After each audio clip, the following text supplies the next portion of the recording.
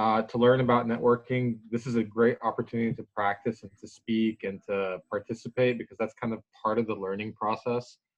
I will leave time at the very end to open it up to any questions you have. And honestly, like if it's related to networking or not, but as international students, like I do have that experience, so I'm happy to support there.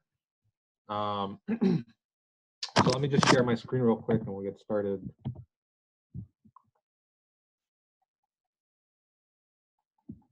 I think it's this. Let's see. Can you guys see my screen? Yes. Okay, awesome. And Giovanna and Chelsea, I can't see the chat, I think, in here. So if, you know, for all the students, if you want to interrupt me, use the chat or unmute. But if you do use the chat, I'd appreciate some support in letting me know that someone had a question. But again, it's free flowing and interactive versus me just talking the whole time, which is not something I love to do. So I want to give you a little bit of an overview of what we're going to cover. I'm going to give you a little bit about my background. I'm going to get into some questions about why you're attending the session. This is going to be an opportunity for you all to speak up and to have a little bit of a dialogue about it. We're then going to talk about the hiring process and where networking fits in. I really hope a lot of this is not new to everyone. It's just more of an overview, and so we can discuss like some nuances. We'll do an overview of the networking process, like from, you know, kind of what the steps are from when you first initiate contact with someone up until where they're actually leverage or an advocate of you and are willing to refer you to a company or to a hiring manager. But the specific areas that we're going to do a deep dive on today are who should you contact to get the best, to actually get responses and to have a good discussion with. And then what should you actually write in your intro note and what you shouldn't write. So these will be some practical takeaways for you that you can use right after the session. And then we'll get into a Q&A. Hope that sounds good for everyone. That's the plan either way. But again, so I'll jump right into it. I grew up in a country called the UAE, the United Arab Emirates. If you've ever heard of Dubai, it's in the country where I grew up. Except I didn't grow up in Dubai. I grew up in a city that's about an hour and a half away by car, and it's essentially in the desert. There aren't any buildings that are over 4 floors. And at the time when I was in 12th grade in high school, we only had the McDonald's in the downtown area to hang out at. No malls, no nothing. So it was a very, very interesting experience. We had to get very creative to find fun things to do. What I will say though is 80% of the UAE or more are expats. And when you're an expat, you have to go to an international school. You can't go to their public schools. You have to go to a private international school. And in that circumstance, almost everyone that was my friend and people that I grew up with were from different countries. We're talking about Africa, Latin America, Asia, including the Middle East and India, Europe, and some Americans. So I thought that was a pretty cool. Experience. And what it did was it set me up to want to leave, like to experience more of that. And that's what I did. Like I applied to a bunch of schools. I had my eyes set on the US, and I ultimately ended up at Penn State. And you know, I didn't actually know what I wanted to study, but I was good at maths and physics. So I said electrical engineering, and that sounded like a good plan to my dad, who gave me an approval check mark. Yes, you can do that. And I went for it. And I'd say like about the 3rd or 4th year, I realized that it wasn't for me, but I was already too deep into it. And I started to focus a lot less on school and more on social interactions then. And my pitfall was I didn't really plan for my career, and I didn't have an internship. I didn't line up like any jobs. I really sucked. Like I am not back then, I am not the example that you would want to follow today as international students. So I had to go back to the UAE, where I found a job as a essentially a salesperson. So after all this effort studying engineering, I felt like it was a huge downgrade for me. Um, and while I was in this company for a year and a half. I didn't really realize how important it was that I learned the lessons of sales until much later, and we can talk about that a bit. But I ended up meeting someone, an American person who was in his 50s, who helped me apply and interview at Lutron, which is in the US, in Pennsylvania. And that was essentially how I made my way back to the US. Now, for them to agree to take me on, I had to take on an entry level role. So essentially, that year and a half that I had after graduation, I lost, and I had to go back almost to square one. However, it wasn't a technical role, which is closer to what I studied and what I thought I wanted to do. I ended up staying at Lutron for about 10 years. I had 5 different roles. I essentially grew up there. Like, my career was developed there. Everything that I learned about business and operations and sales and engineering, I learned there. The challenge that I had is, after almost 10 years, I got severely bored, and I really, I wanted to do something different. When I tried to apply, I worked in such a niche category for such a long time that it didn't make sense for any of the other companies to even consider me. And like a lot of you, the companies I was interested in were things like, Google, Disney, Netflix, Amazon. I also didn't really know what I wanted. I knew I wanted something different. Um, and what I realized is, if I get my MBA, that may open up a ton of doors. And so I ended up doing my MBA at a school called INSEAD, which is a French school. It's a 1-year program, and you could do your MBA either in France, where they have a campus, or in Singapore. And I chose to do it all in Singapore. It was one of the best experiences of my life. I had to, I brought my wife and my 1-year-old with me, and that's when I applied to Wayfair and got a job. And I've now been at Wayfair for a little over 3 years.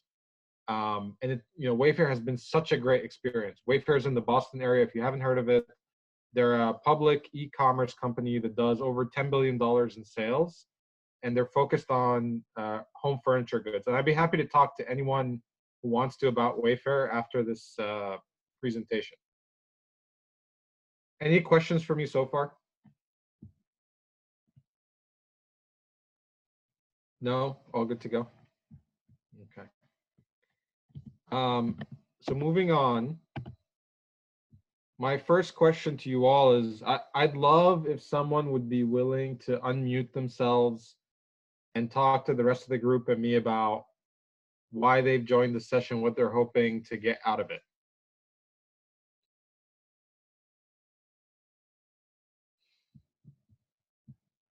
And I'll remind everyone that this is actually a great opportunity to practice. So if for anything, just to put yourself out there and to do one thing scary this week, this might be that opportunity.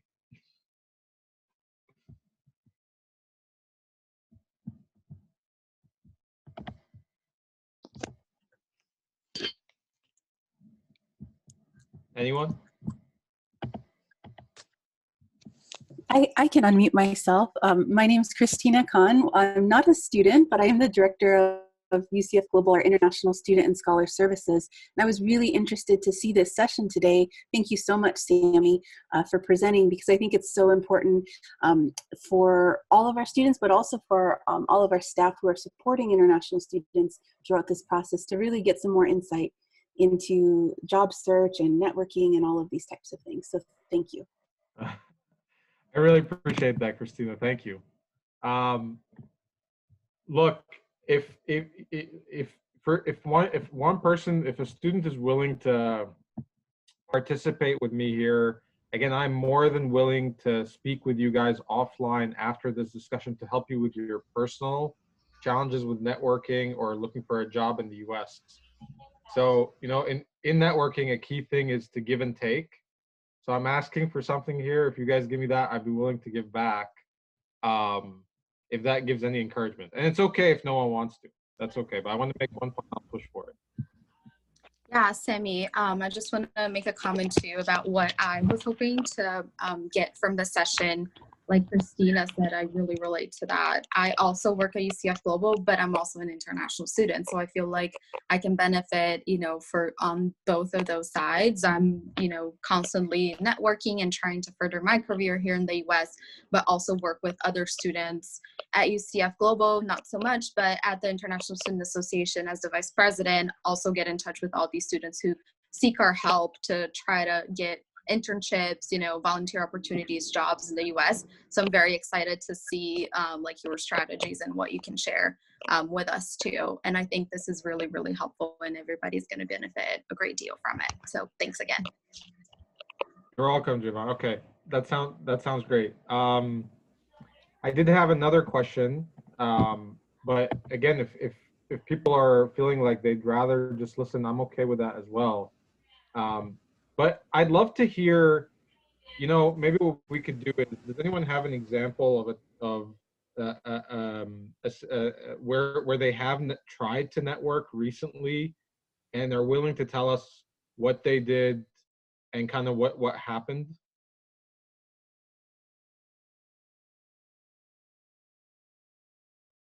I can also share about my experience and just get us started. Hopefully this will encourage more students to share their own journey. So the last time I attempted to connect with somebody regarding my career was while I was interning at the Walt Disney Company. My boss was somebody that was very encouraging in that sense. She wanted me to find like mentors across the company and shadow multiple job positions. And I had an amazing experience, even got interviews that stemmed from those relationships that I built. So that's something that I definitely recommend, for just any students looking for jobs or looking to just make professional connections, but especially for international students, it's very, very important because that's usually what sets you apart from everybody else and makes, a good impression and builds connections with people who will be able to help you and who will be able to help also in the future. So the last time I did that was very great. I have great experiences from it and have still keep in touch with most of those connections. So it was a great experience. I love that, Jivan, and I think it's spot on. What I'll say about that is, networking is actually a life skill that's not exclusive to extroverts. It's for extroverts and introverts, and it's also not exclusive to international students. And as you progress in your career, the more you can step into the networking and build that skill, the more successful your career will be. And as international students, or at least someone who grew up in the UAE, culturally, we didn't know what networking was. I couldn't reach out to a straight, like I had no right almost. I almost felt like I wouldn't give myself permission to reach out to anyone. And so even starting to do it in college in the US was extremely scary, and it just didn't feel natural at all. And so we as international students need to break that barrier a little bit and essentially give ourselves permission to do that. And I'll admit it's not easy. And again, I'll say now is the time to start, not later. And we'll talk about why. It's really because it's going to help you find a job, but more importantly, down the road, it's going to help sustain your career and help you transfer from one place to another and just open up a lot more doors and opportunities for you. But Giovanni, I appreciate you sharing the example. I'm still going to try throughout this presentation to get someone else to speak. So I share this. This is a show called Price is Right, and the activity or this game is called Plinko. And the reason I share it is, well, a lot of students often tell me is, hey, they apply to these jobs and they don't hear back.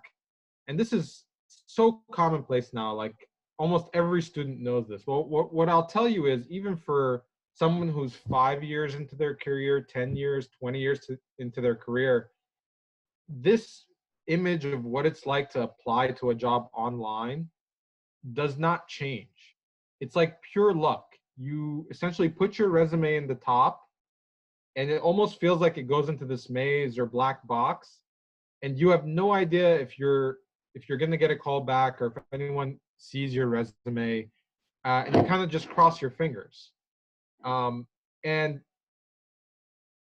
we're going to talk about the reasons why it looks like this, like what's actually happening at those companies, which makes this the feeling that us as students or professionals get when we apply online. And I wanted to walk you through a little bit of what that resume or career recruiting funnel looks like. When you're recruiting, so let's say in my department, I'm in B2B category management at Wayfair. Let's say that I want to create an open role, and I work with my director and my VP to create that position.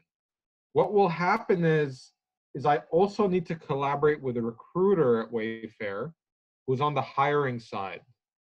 And I need to explain to them what this job is and what the job description is and the type of candidate I'm looking for. Then that recruiter goes and creates an open rec and puts that open rec online and internally within Wayfair. Especially if I say, hey, we want to open this position to internal candidates as well. I may even ask to open up that position just to internal candidates, not external candidates. But once I do that, I have a timeline for the recruiter.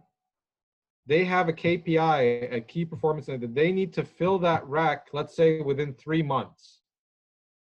And that recruiter's initial job is to get as many resumes or candidates through the pipeline as possible, because they don't know what they're going to get, who's interested. So that's this large oval shape at the bottom, at the top, right? So when you get as many candidates as possible, then the recruiter, each company is different. They use an automated system to scan the resumes in the application. And then for the resumes or application that pass that automated system, then recruiters will actually read the resumes and either ding the people they don't like for various reasons, or accept the people that they think will pass in a phone screen and the future interview parts. So typically it takes 6 to 8 seconds typically it takes a recruiter, they only spend 6 to 8 seconds reading a resume. So the reason this matters to you is if you apply to a role and this application has been open for, let's say, 2-3 weeks, it's probably too late already. You're going to be part of a pile of 1,000 applications or more in a company like Wayfair, and there's only so many recruiters who can actually read resumes. And so by the time they actually get to your resume, they may already have a couple of candidates that are through the funnel and that are high potential for this role. They may not even ever get to your resume if you applied and you're already 3-4 weeks after the application's been out. So one thing to keep in mind is, how can you find posts for open roles in a very timely way, like when they were just posted? So often a good strategy for that on LinkedIn is to follow recruiters in the companies that you're interested in, and to follow the companies themselves, because often hiring managers and recruiters will post about an open role there. In your networking process, so when you're actually networking with people at your target companies, asking them if they could check how long this role's been open, how far along they are in finding someone for that role, helps a lot. If it's in the early stages, you have a better chance. If they're midway to end of way through, your chances are a lot smaller. But again, that's the reason why a lot of resumes end up not getting read, because a lot of people apply right away, and they're bottlenecked by the recruiters who actually read the resumes and then pass people on to the phone screens. Now, when people review your resume, they're looking for check marks. They want to check certain parts of your resume off and then decide if your resume is good enough where if they were going to put you through a phone screen that someone would approve you to go to the next round, which is to actually interview with some of the people in the team that you would work in. So GPA matters, what school you went to matters, and what your degree is matters. And then from there, they start to dig in to your work experience, if you have any, more than they do into academic experience. Like if you worked on an academic project, that's great. But what they're really looking for is, do you have practical work experience? So the takeaway there for you is, if you have a summer where you're debating whether you want to take an extra class, do an internship, or volunteer to work somewhere, always prioritize volunteering to work somewhere or an internship versus additional academics, because those things are much more valuable in your resume than this additional course that you took. If you want to take an additional course and you want to do it that way, take something that's practical and usable in whatever job you get, like learn SQL, for example, which, hey, almost every analytics role requires that now. Take a new language. So if you're interested in roles where you're going to be in an international department and need to work with Latin America and you don't know Spanish, take Spanish. If you know Spanish and you're in an e-commerce company and they interact a lot with China and that's something that you're interested in, take a Mandarin course, right? Take something that's practical if you are going to take an extra academic course. But anyway, so this process that I have here essentially looks like this to the applicant. And so what you want to do is try and navigate this and control what you can. And the way that you could do that is through networking. Networking allows you to get a little bit deeper to learn more about the company, but also to put your resume ahead of the pile so that you can actually get that first phone screen. Any questions so far?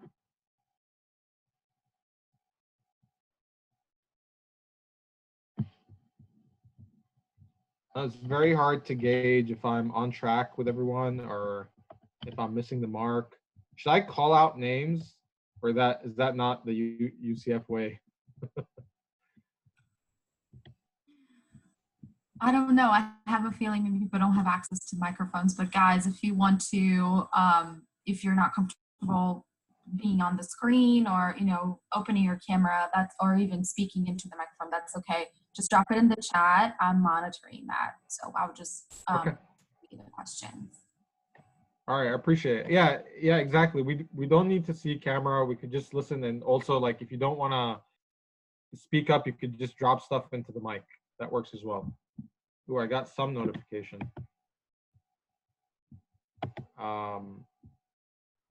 All clear. Great. Wonderful. I appreciate that. Thank you. So just a couple points before we continue.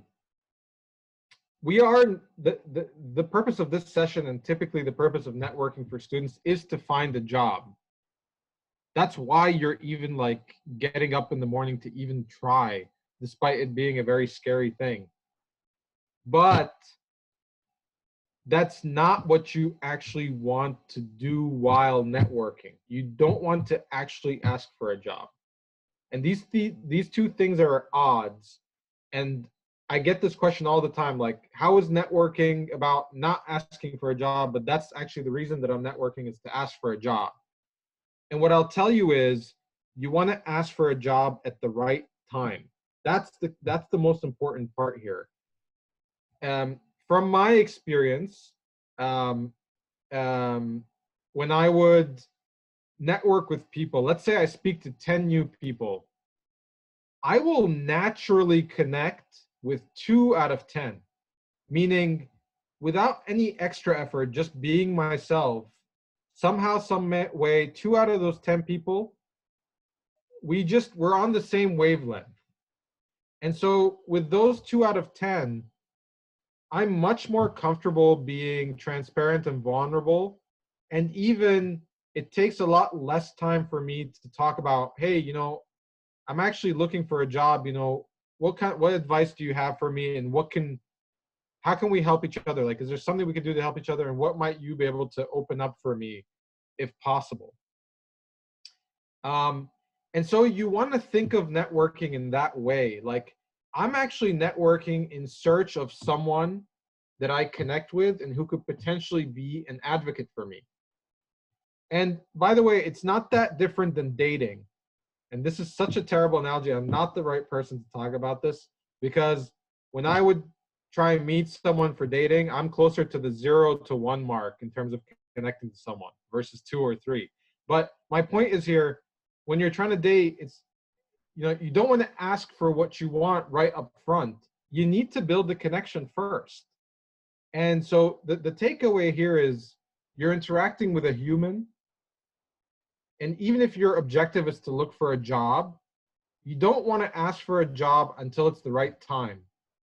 And you want to put in the back of your mind that, especially when you're first starting to network and reach out to new people, you just want to gauge how that relationship is, right? And we'll talk about the process, like, hey, you reach out, you ask for an informational interview, you get on a call for 20 minutes. We'll talk about all that. But once you actually speak to this person, if you feel a connection, great. Then you can be more aggressive in going after what you actually want. But until you feel that, it's not appropriate to ask for a job. It's just going to turn the other person off. And you want to try your best to keep them in your Rolodex of people that you can reach out to, versus cut them off completely by asking for something from them too early, if that makes sense. So again, I'm going to look for questions in the chat from now on. Feel free to pop them in if there's any questions on this. I have a quick question about this. So you mentioned how we need to always seek to build like a genuine connection, and how that can be challenging. But what are your advice or your strategy to maximize that potential for like a genuine connection, especially now with COVID, that everything is like virtual, and you know, you don't just like bump into somebody and then get a chance to meet with them. How would you say we maximize that genuine connection, especially at this time? Yeah, it's such a great question, Giovanna. Like, I'll say, like, when you're in an informational interview, we're not going to talk about this a lot in this presentation, but we could do it in another one. But when you're in an informational interview and you're just starting to build rapport with someone, the best way to do that is to get them to talk about themselves. Especially in the US, especially career professionals in the US, whether they're American or not, you putting them in a position where they are the expert, or they are the person that you as a student are aspiring to, but without saying that directly. You want to say, oh, you're amazing. No, don't give them accolades. Do it by asking them questions about their career and how they got to where they are. And especially if you're doing like a 20 or 30-minute chat, spending at least half of that time asking them questions where they get to talk about themselves is a great way to build that connection. When they talk about themselves, you naturally will find similarities between you and between them. The way that they talk about themselves or what they've done, it'll either connect with you or it won't. And I'll tell you, like 2 out of 10 people, like, it's just so natural. I'm not really trying, but my strategy is get them to talk about themselves, right?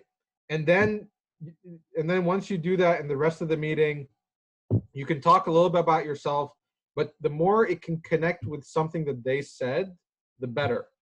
And I find that, you know, with that strategy where they talk more about themselves than I do, my ratio is like 75% them, 25% me. That typically I can up my connection rate from 2 out of 10 to either 4 or 5. So like it's almost double. But when you can focus on the other person versus yourself, you succeed.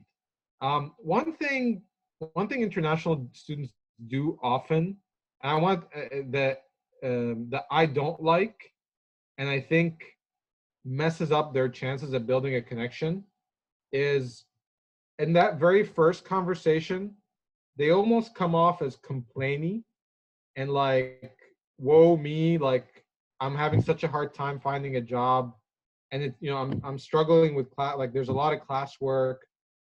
You know, the person that you're trying to network with is not your dad or your mom or your uncle or your brother.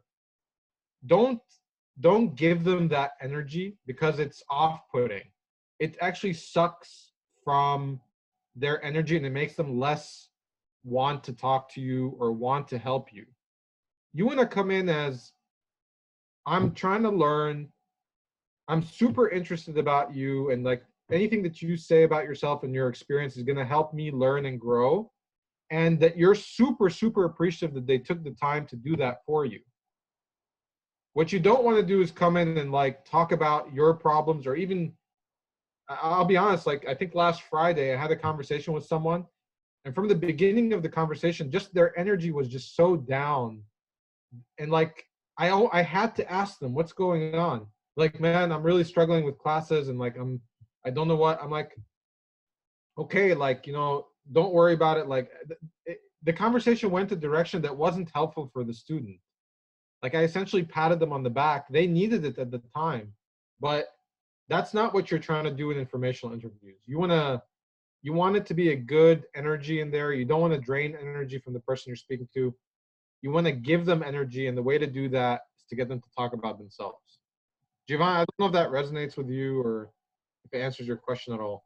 Yeah, it does. It resonates with me a lot. I completely agree. And it sounds like that disappointment or that thing that you are not particularly a fan can be solved with just your first tip. Like the main thing is just make it kind of about the person that you're trying to connect with, and not just, you know, complain about problems you're having and things like that. So it sounds like that can easily be solved with your initial tip. So I appreciate that, Sammy.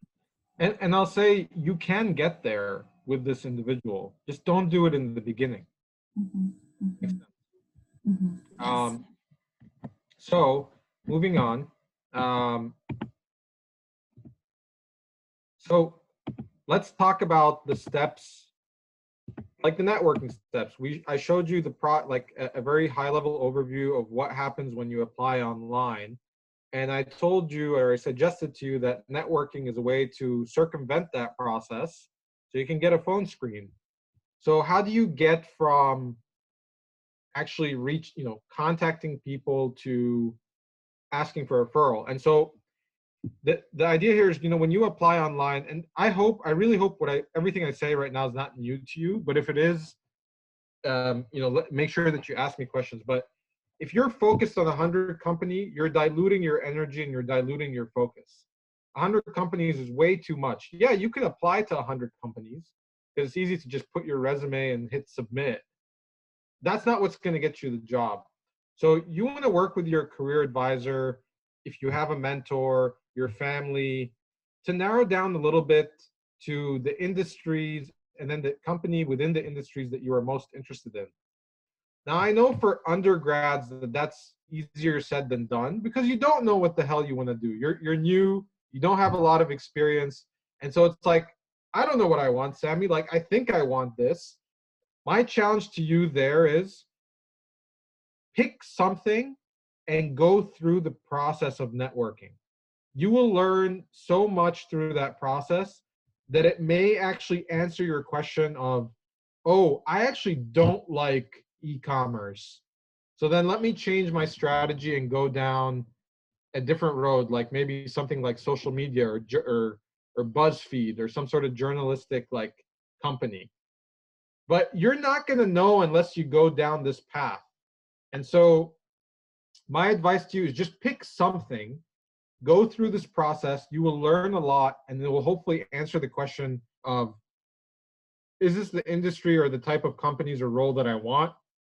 Or should I start exploring somewhere else? So narrow down your focus. Get 10 companies. Do some homework to find out if those companies have sponsored your degree or the role that you're interested in the past.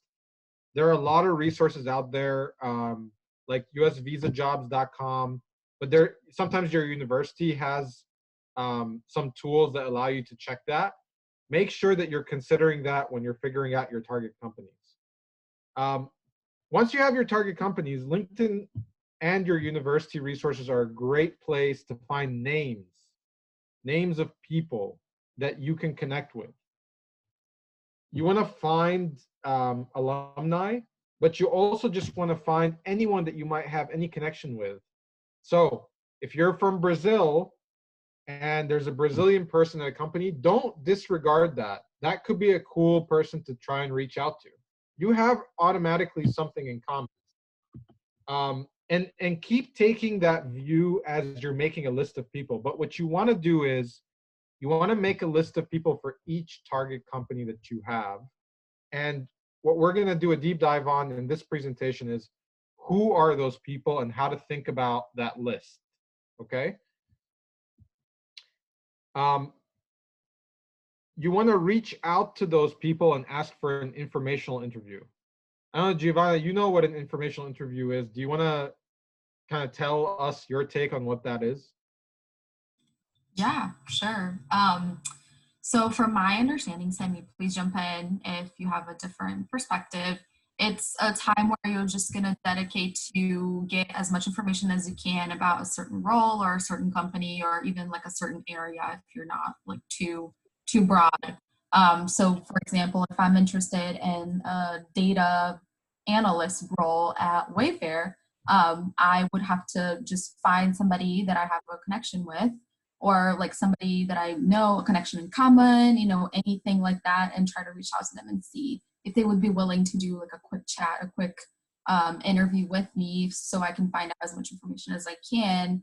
And then from there, determine whether that job, you know, would fit with my skills, whether, you know, the things I want to learn, I could learn in that job, just to be safe that it's going to be a good fit. Sammy, anything to add there? No, that's exactly right. And all I'll add is you can get smarter about who you ask for informational interviews and who you just chat with on LinkedIn. So let's say I'm from Brazil. I found someone that's Brazilian at Pixar, but they work in a role or department that's not necessarily the one that I'm interested in, right? I'd love to have an informational interview with them just to get to know them. But really my goals there are to learn who should I search for on LinkedIn? Like what should I type? What are the keywords that I should type to find people at Pixar that are in a role that is closely resembles the type of role or activity that I want to do with the company, right? And so I will reach out and connect with them and say, hey, you know, I found you on LinkedIn, or you and I are part of this group, or I'd love to connect with you to pick your brain. But then if they accept my invite, I'll say, hey, I'm actually very, very interested in Pixar. I'd love to pick your brain and your experience, but I'll also just be upfront. I'm curious about these kind of roles. If you have any suggestions for me, who might I reach out to talk about and learn more about what Pixar does or the type of activities I would do in that role? So again, leave any language about asking for a job out. Always talk about your interest in the role or an interest in the person. And just keep in mind, who the person is that you're speaking with and what role they're in.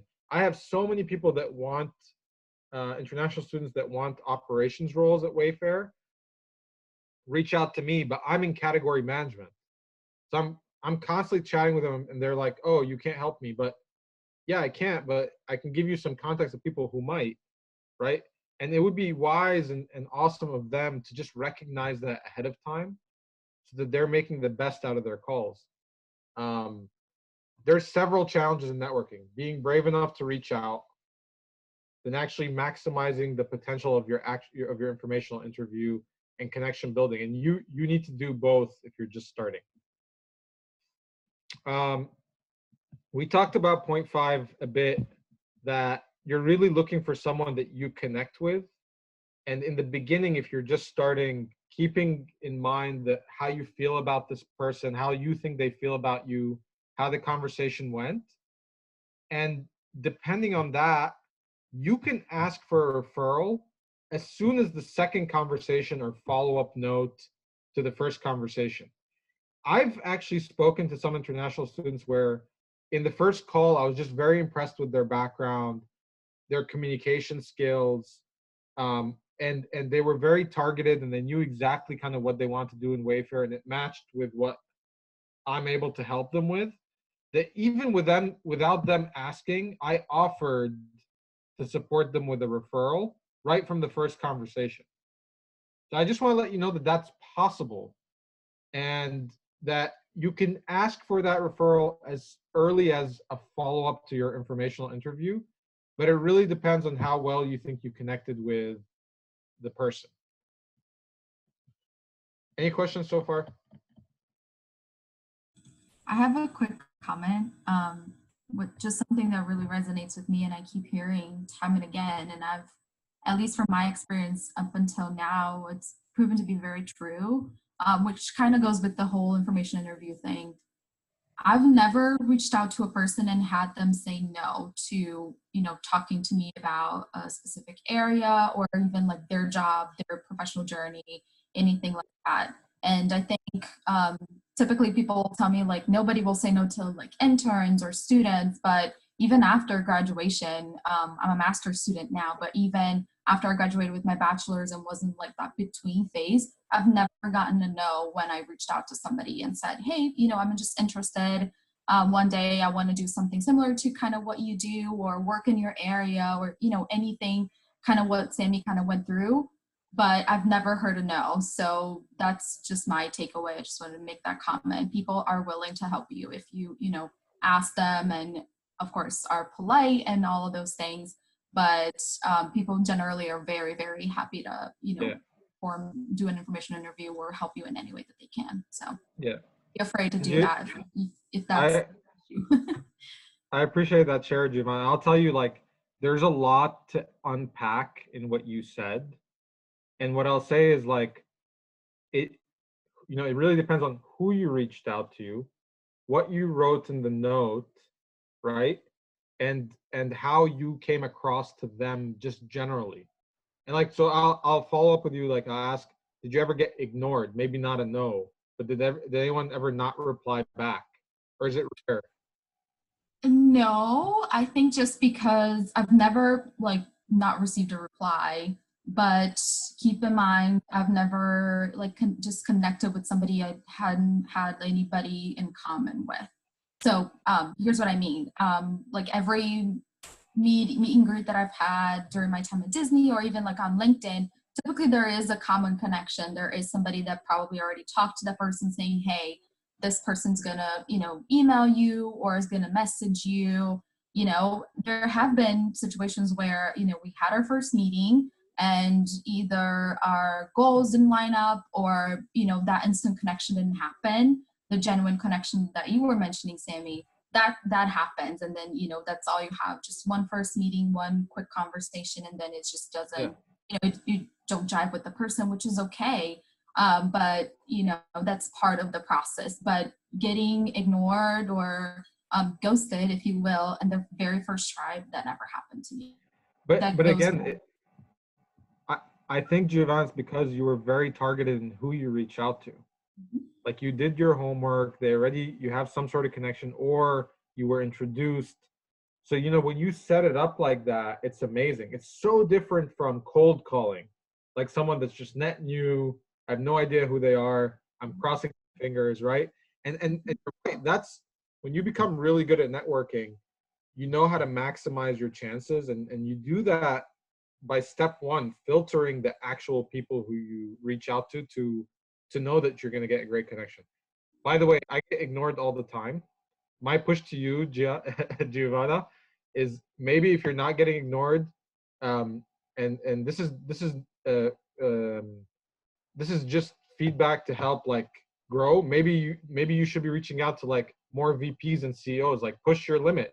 You know, I would say like a good sign of if you're actually trying really, really hard in your networking is to be ignored about 50% of the time. I reached out to so many people that I'm like, hey man, this is like my goal one day is I want to interview Trevor Noah, right? I'm still working towards that. But you know, I'm probably gonna have to try 20 times before he agrees. But that's a goal of mine, and I know that I'm gonna get ignored in the process, and it's a sign that I'm trying harder than I would normally.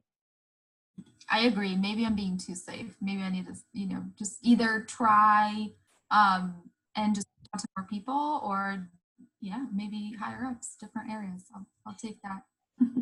And also, I really appreciate you like taking the feedback positively, because that's also a great sign all in itself. So I appreciate that. So in this session, we're going to talk about two parts of this process: who to actually pick to reach out to and what to write in the first note. So the most important thing if you want to succeed with people, and I'll tell you from now, your career completely depends on others, not just your own skills. If you want to improve your people skills and you want to succeed with them, the key question to always have in the back of your mind is, what's in it for them? If you focus on what's in it for you and what you want to get out of it, you're missing the point. And it will come across in your communication with that person. But the more you can always ask the question, what's in it for them? What's in it for them? And then have those ideas and translate it in what you say and what you write and in your actions, the better your connections are and the more connections you're going to establish with people. So that's a key phrase to keep in the back of your mind. And here are the three main questions that kind of unpack what's in it for them. Who is the person that you're connecting with? Essentially, what do you know about them? What can you find out about them? How can they help you? You want to ask that question to yourself. And how often do they get involved in being advocates to international students or just generally to people who try to network with them? And these are the examples I want to say. So let's put two examples in front of us. Let's put a recruiter and an employee who's been at the company for 2 years that graduated from your same school. So if you're trying to apply to Disney and you find a recruiter or you find an employee who graduated from your school and who's only 2 years out of an undergrad or 2 years out of a grad degree, who's more likely to respond to you or reply to your connection attempt or networking attempt? You can type it in the chat if you have any ideas, and no ideas are wrong.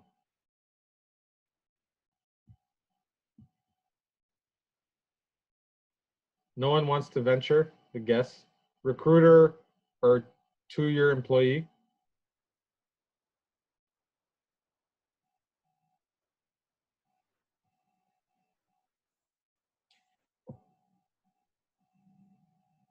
Oh, we got something. The one that graduated from my uni. I mean, what if the recruiter also graduated from your uni? Who's more likely to respond to you, the recruiter or the 2-year employee that works in some department? Then I guess it's the recruiter. Why? Probably because it's his job. This is Shadan. Shadan, where are you from? I'm from Saudi Arabia. Oh, awesome, great. I grew up in the UAE, so we were neighbors at one point. Oh yeah.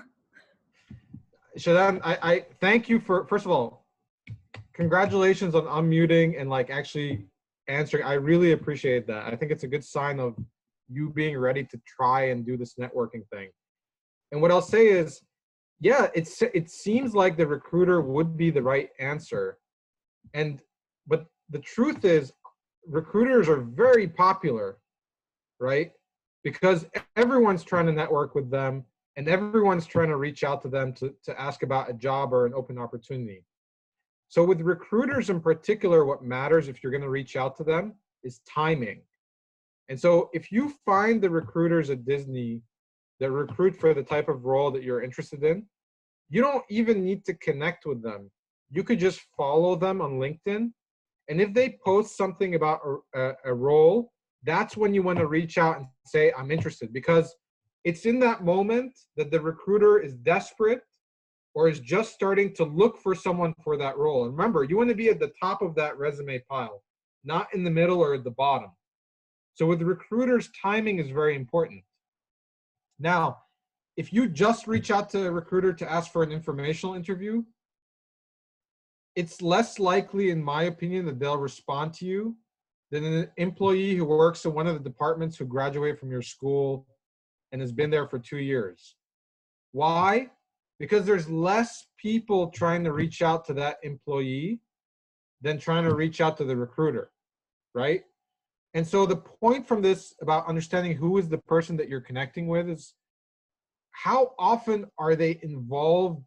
How often do they get contacted? So like, I'll ask this question. Who do you think is more likely to respond to you? An intern at a company or a director at that same company?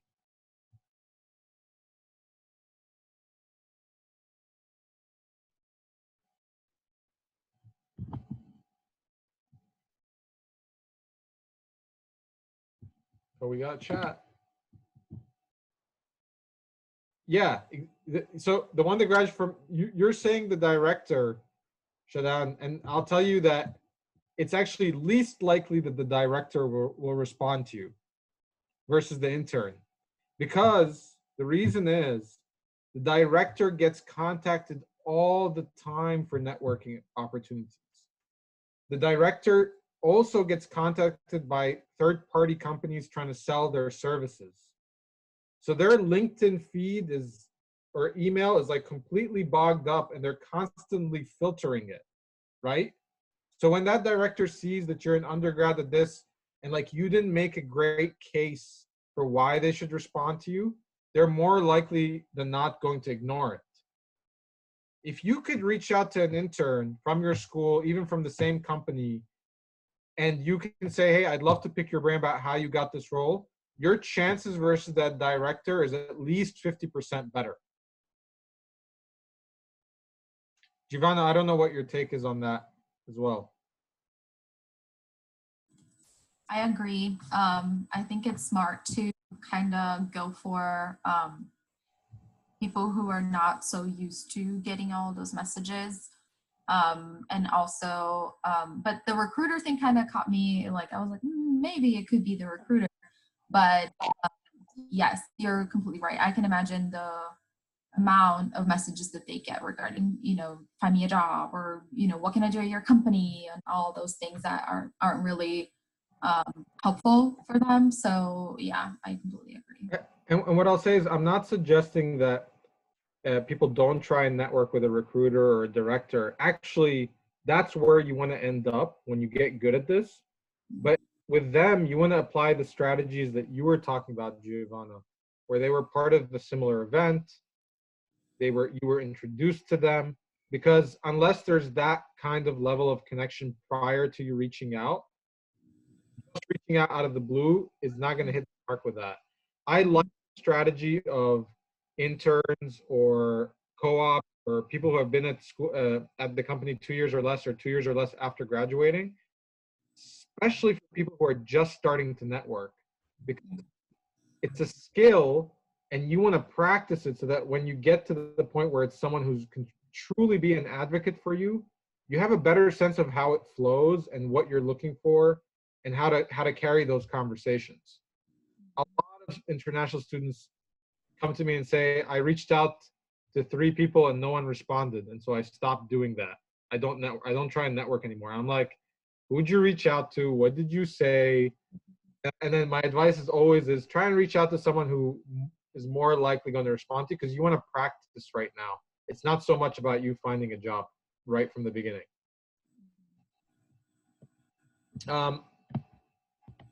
Next, questions to ask yourself. Why should they be your advocate? What do they gain from connecting with you? This is especially hard for people who are still in universities because you have nothing to give back to them, right? You actually, like, normally in networking, it's all about give and take. And if you don't have anything to offer, why should a person actually help you or advocate for you? It's such a tough question. And you're not going to have a good answer as a student. But what matters to you is to understand that person's position. And I explained to you, the recruiter's job is to get many applicants through the pipeline. That's something they care about. And you could be that person. The recruiter's job is to fill a role within 3 months. So keeping an eye out for what they post, they might be in a pinch and really struggling to fill a role. And if you get to them at the right time, you thought about what's in it for them and what they would gain from connecting with you because your timing was just right. A hiring manager has open positions on their team, and they also have time sensitivity, but they're also looking for people who would be a fit in their team.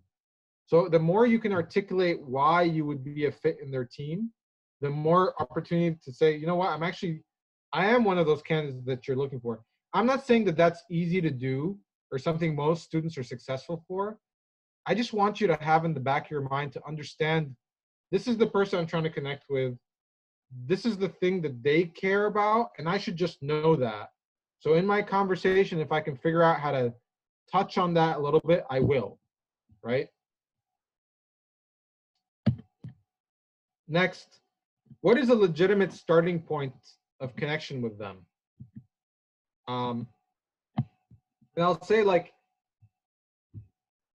I want to actually give an example here of how, of why I'm actually speaking to you today. So LinkedIn has been a great source for me. And so what I did is I started posting more, and I tell stories, and I put advice on my advice to international students on LinkedIn. In one of the posts that I had, this guy called Marcelo Barros, who's like this international student career expert, and he's been doing that for like the last 5, 6, or 7 years.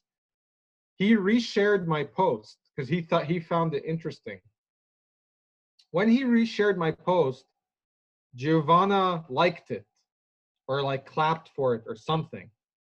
And so then what I did was I audited all the people who commented on Marcelo Barros' post or liked that post, and I shot messages to them. I explained who I am and what I do, and in that connection note, I explained how I could help the person I'm reaching out to. So I think my initial note to Giovanna was, hey, you know, I try and advise international students. Everything I do is like, I'm just trying to give back. It's for free. I'd love to support you where I can. And Giovanna was one of the people who responded to me.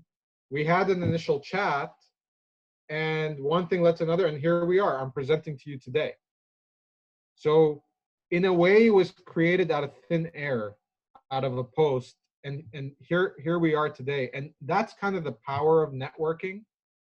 And what I'll say is, you can reach out to people cold, but you want to apply the strategies above, like who is the person you're connecting with, and thinking about what are the chances of them actually responding to you. But then you can go out in the world and create events that give you and this other person commonality. So for example, if there's a webinar or an event that Google is hosting about diversity and inclusion, and they're opening it to the public, and that's a topic that interests you, you can attend that webinar. You can look at who else attended that webinar, and let's say Google is a target company. You can filter to the people who work at Google, and then your initial connection request to them would be, hey, you know, I noticed that you were in that same event. I'd love to connect to chat more about this topic, and just generally to pick your brain and learn more about how you advanced in your career. That's a great legitimate starting point for a connection. And the more nuanced and specific you can get there, the better.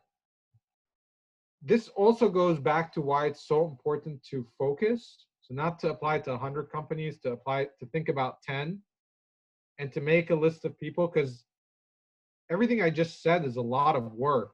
It's not a little bit of work. And so if you're not focused, it's very difficult to convince yourself to put this effort.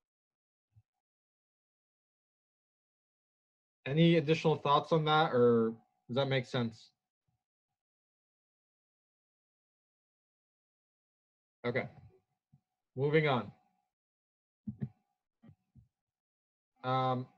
Yeah, this is a skill. Don't forget that. You need to work on it as a skill, and that's how you're going to learn. If you think about focusing on the job, you're not going to grow the way you need to be successful with networking. So let's talk about real examples of what to say in that initial. So let's say you filtered down to the people, you know who you're going to reach out to, and you want to ask for an informational interview. I'm going to show you some real examples from international students. This is what they sent me to try and network and ask for, to try and connect with me. And I want you to comment on whether you think it's good or bad and why. And again, okay to do via chat if you prefer. So here's the first example. Hi, Sammy, my name is, we met during Northeastern University's analytics event. Please add me to your connections. I thought that was pretty fair. Yeah, I'll add you to my connections. The very next note that this person sends me is, thank you for connecting. I'm looking for a co-op from July 2019. Please guide me as to how I should proceed. So, question to the group is, do you feel that this is a good example or a bad example, and why?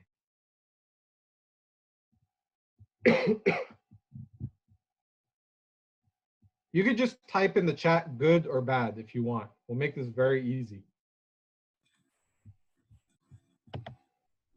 Yeah, we have a bad on the chat, and I was gonna comment also bad because was it, Sammy, just real quick question, was that on the same day? Like, did the person email, message 9 and then 2:41? Yeah. Yeah, the same day, like 30 minutes later. Yeah. Yeah, I would say it started off really good, right? That's reasonable.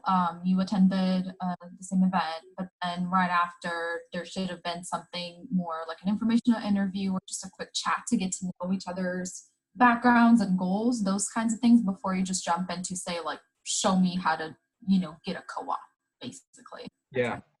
The thing I'll remind everyone here is just to remember the people that you're speaking to are human. I'm subject to all the biases that every other human is. And so when I get something like that, my gut reaction, even before I think about it, is like, this is just draining my energy. This person put me on a pedestal. Now I feel like I have to do something for them. And I don't even know them, right? And that's not the energy that's attractive to anyone, right? And so you want to balance that a bit in your note. But yeah, everyone here's Dustin, who wrote, due to no real connection. That's right. It was just too early to ask for it. And in that way, the way that they wrote it was very curt. I just felt like, I don't work for you. That's the gut reaction, but I'll let you know that I've gone on to help this person, and I will do that because I am an international student advocate, or at least I'd like to think I'd be. And I know that this person put a lot of energy and was brave to do this. And I've been in their shoes, right? So when I do help them, I always coach them also on how to write the note next time to someone new, because that's super important. Let's look at another example. All right.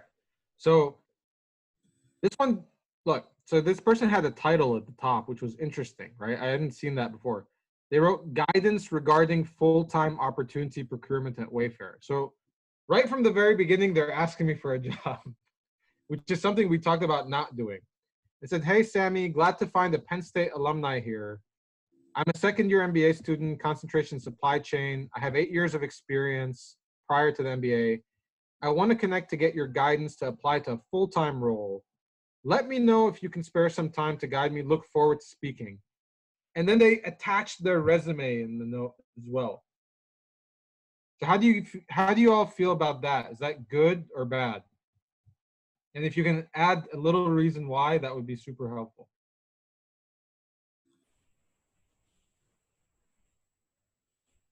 Okay, I think people might be typing into the chat. I would just say the person could have skipped the job portion and the resume portion and maybe the title at the top, and it would have been perfect.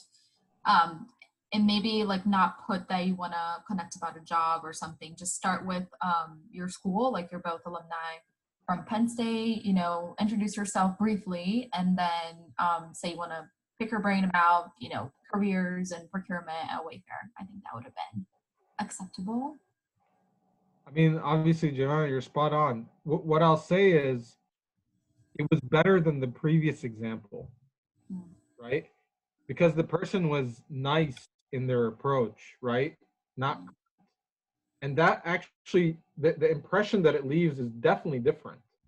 I love the part, I love the part where they said that they were a Penn State alumni at Wayfair. Remember, we talked about legitimate point of connection, and the fact that someone referenced that leave that in. That's great. Penn State, that right off the bat, I'm Penn State too. I get it.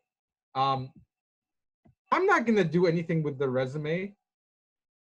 I'm also in category management, and they're interested in operations, so they missed the mark, right?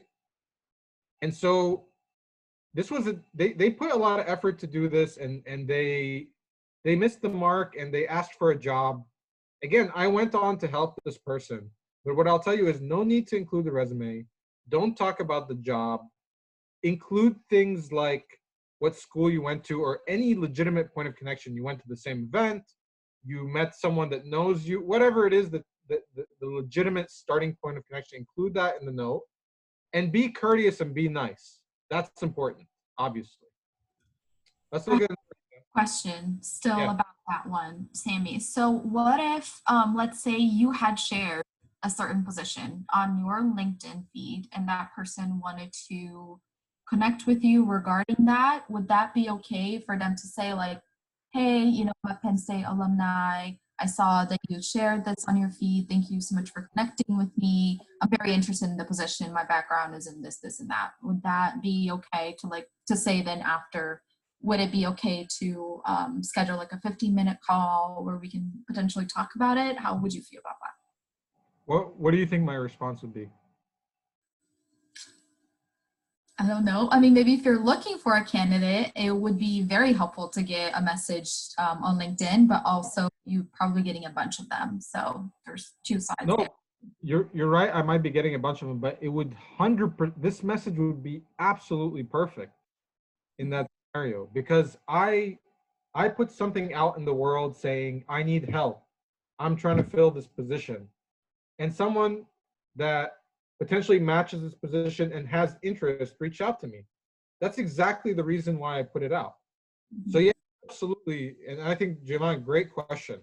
Like, context matters. If you're reaching out to a stranger, you don't know what they do, they don't have an open role, this is not the note you want to write. If that stranger posted something and is looking for candidates like you, yeah, this is a great note. And you say, I have this experience, I'm an alumni, I'd love to speak with you. Here's my resume for reference for that role that you posted. And definitely in the note, mention that you reached out because of the post. That makes sense. It does. Thank you. Yeah, thanks for that question. That's a good one. Let's look at the next one real quick. Wow, we're like flying. Time's almost out. So the next one is, I have to move my screen. So Penn State MBA seeking your expertise. Hi, I'm a recent MBA grad from Penn State. I'm currently exploring full-time roles in supply chain, and I want to learn more about supply chain roles at Wayfair. Can we connect sometime to discuss your experience? Your insights would be very beneficial to me. I know you're busy and your time is valuable. If you have a few minutes, I'd be grateful. If not, I totally understand. No worries. Thank you. How's this one on the good bad scale? Okay, I was just giving somebody a chance to speak too, but I would say this is better. I didn't talk about a job specifically, but you did mention that person says they want to know more about operations. That's not your area. So maybe they could have added, like, if it's not your area, then maybe we can discuss other potential contacts that could help me, or kind of something like that. But generally, I think it's nicer than the second one. Yeah.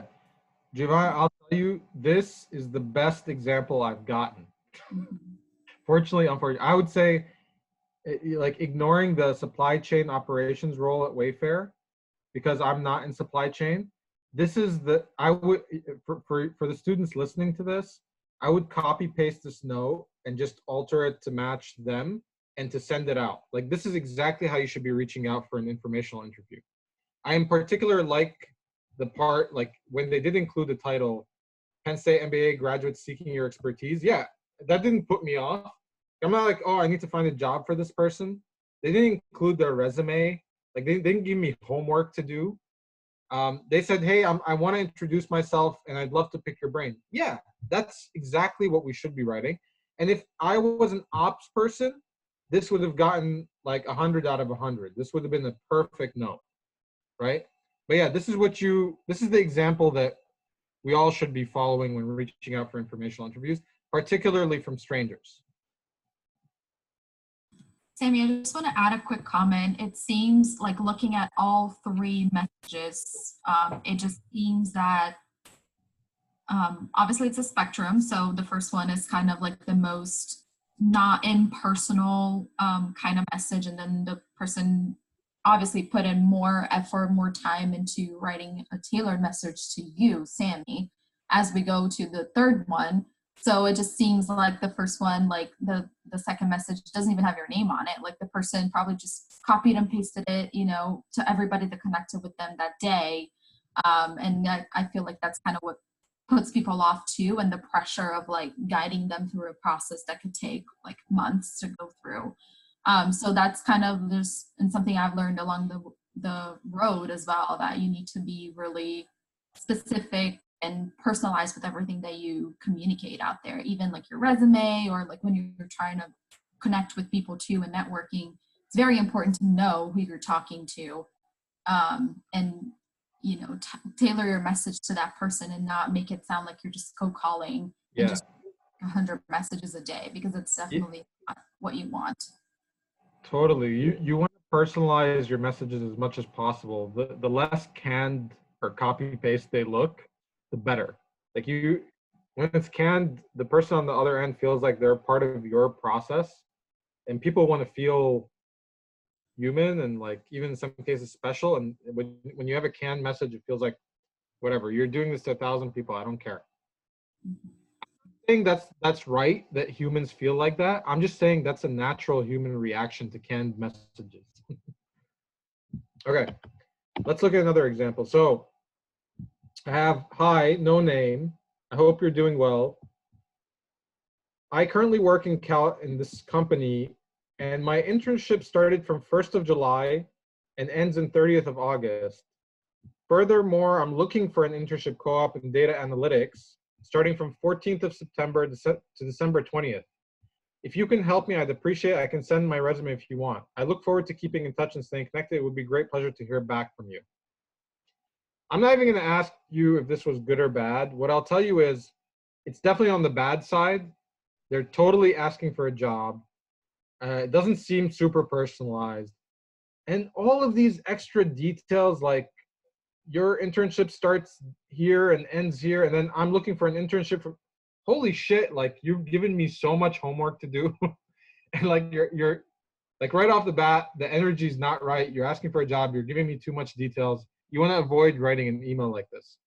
But I remind you guys, I am a nice guy.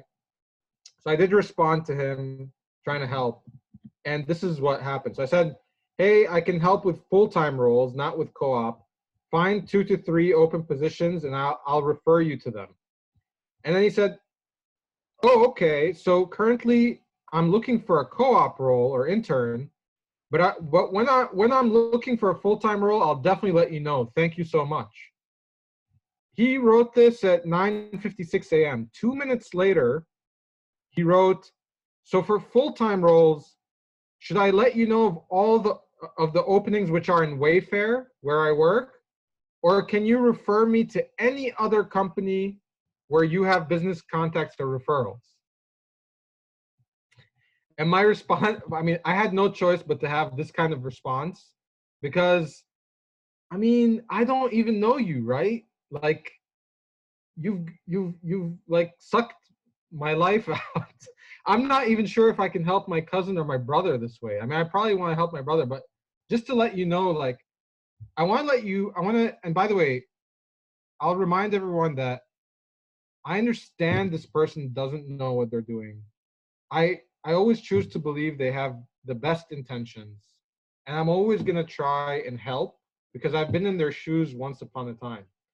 I share this example less to be funny, more to show you what's out there and how, with a simple tweak in your process, by writing a note like the one on the third one on the right, just makes you stand out so much from all these other notes that people are sending out there. It really changes things, right? And so I'm showing you what's out there. I'm showing you what's good and what's bad, so that you have a technique. Like, you can just take this, and then as you start your networking journey, you kind of know what to write and who to look for in the process. Any questions on this?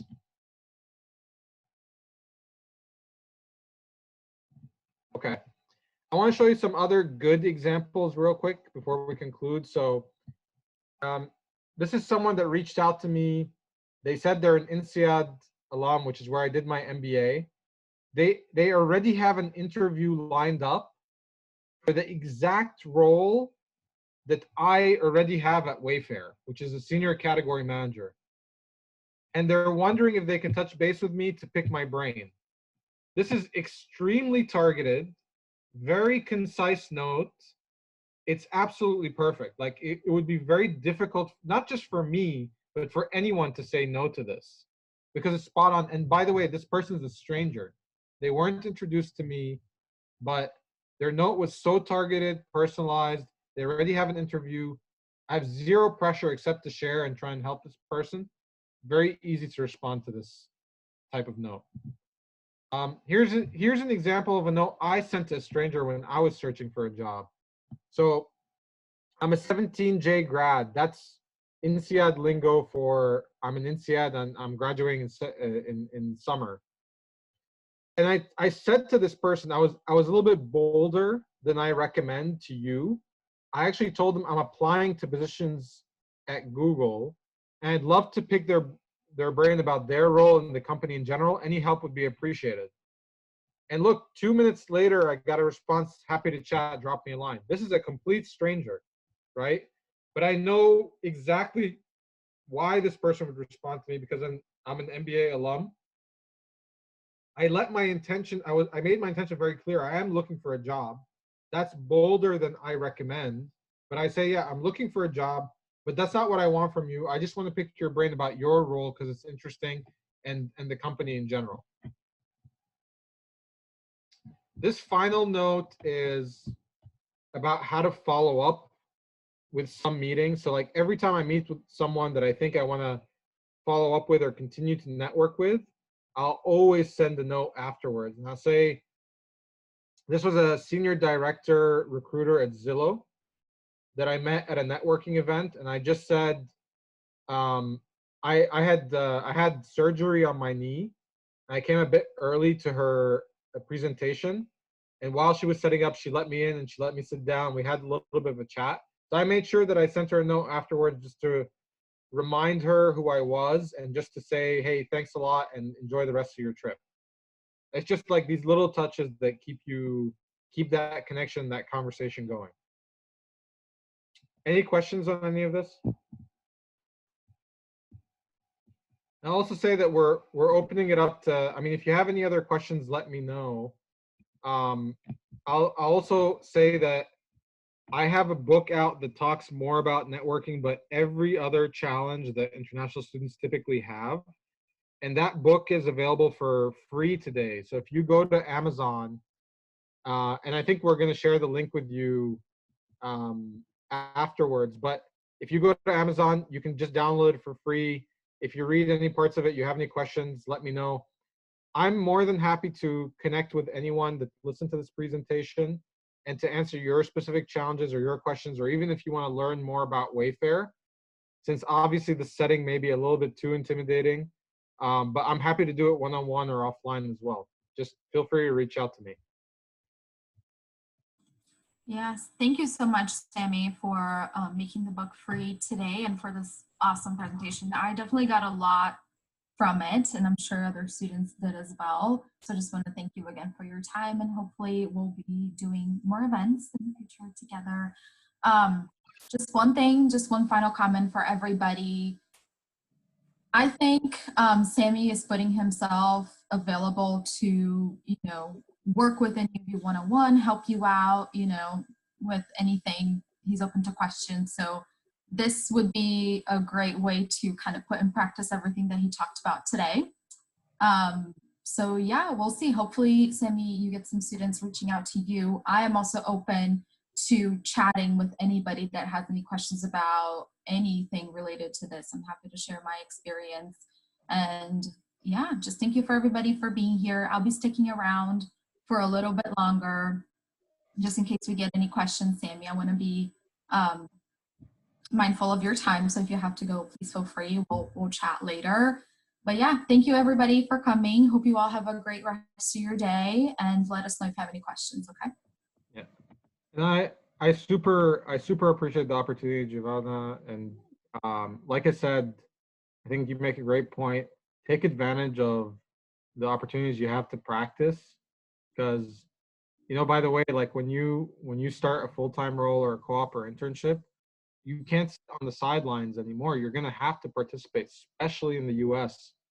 You have to participate in meetings. You're going to have to write the emails. You're going to have to reach out to people from new departments. You have to reach out to suppliers or partners that are outside your company. And I'll tell you, like, whether you work in the US or outside the US, you're going to go through that phase. And that's actually what work is all about. And, if you have an opportunity to practice it now when the pressure is low and where you're more in learning mode, you should, as much as you can, take advantage of it, especially during COVID, when it's very easy for us to isolate ourselves and to put us, essentially be in our room all day and not necessarily interact as much. Even for our mental health, like, this is very, very important to try to connect with other people. And because a lot of you may not know what you can get out of networking, you probably don't do it, but it's so satisfying and it's so enriching when you actually get good at it and you're not scared anymore. And I really hope that you guys start that journey. But anyway, Giovanna, thanks again for the time. I'm happy to put one offline as well. Mm-hmm. Thank you, Sammy. Yeah, go ahead. I was just gonna say, if I drop off, will I end the meeting because I'm the host? No, I think you can just leave, and then I'll be sticking around for a couple more minutes just to see if anybody has any additional. Okay. Yeah, you're free to go. We'll chat later. Thank you, Sammy. Thanks, have a good one. You too. Bye. Bye. Bye.